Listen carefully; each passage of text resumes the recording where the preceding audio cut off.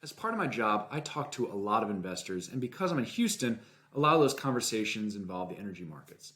And when I was having conversations with a lot of these experts in the energy markets, I found that they were very bullish on the markets for 2023. They were predicting that prices would go up, Russia was going to continue to invade Ukraine, supply would be restricted, all these other things were going to increase demand. And because of that, their philosophy, their thesis was that prices would continue to rise faster than the rest of the market. Fast forward to look at this chart, and through the end of May, commodities as a whole have gotten beat up pretty hard this year in a time when the S&P is up nearly double digits.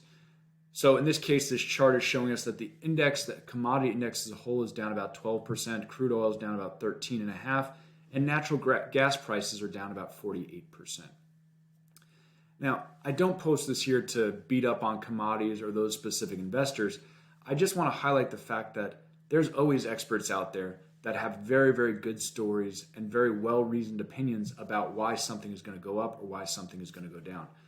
Unfortunately, those theses or those series of events don't always correlate with the price action they anticipate. I often talk about the Federal Reserve interviewing different economists in terms of their predictions on interest rates going forward, and those economists tend to do worse than a monkey throwing darts.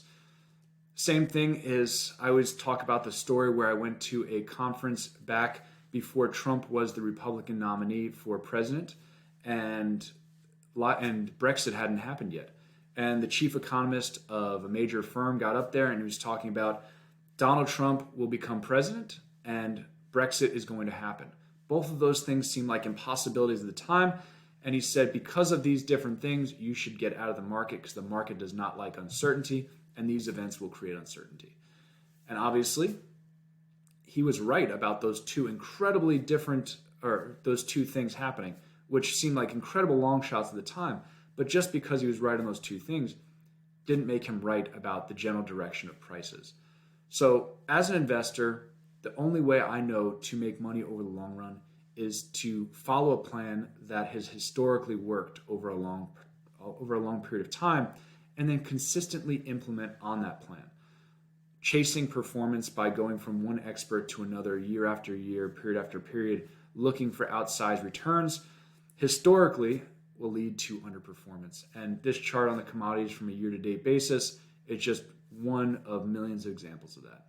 So if you have questions about this or anything else, just let me know. I'll be happy to help. Thanks. Have a great day.